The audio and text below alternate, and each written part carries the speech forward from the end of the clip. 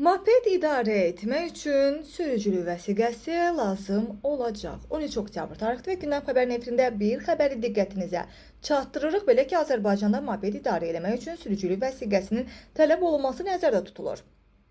Bu, yol hərəkəti haqqında qanunda dəyişiklik edilməsi haqqında qanun layihəsində öz əksini tapıb.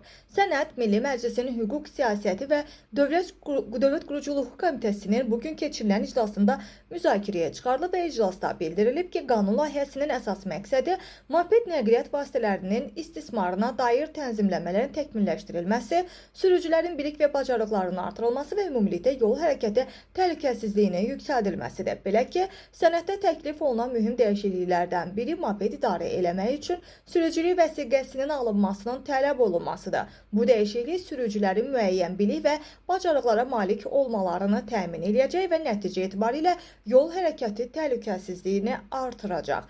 Digər edilən təkliflərə görə moped nəqliyyat vasitələrinin anlayışı daha dəqiq müəyyən edilməsi, mopedlərin dövlət qeydiyyatına alınaraq uçota götürülməsi də nəzərdə tutulur. Həmçinin qanun layihəsində mopedlər üçün əvvəllər mövcud olan yalnız yolun sağ kənar zolağı ilə hərəkət etmək tələbinin aradan qaldırılması da nəzərdə tutulur. Bundan sonra sözü gedən qanun layihəsində motosikletin və mopedin uzunu və ya eni üzrə qabaritlərindən 0,5 metrdən artıq kənara çıxan və ya motosikleti, mopedi idarə etməyə mane olan yük aparmaq da qadağan edilir.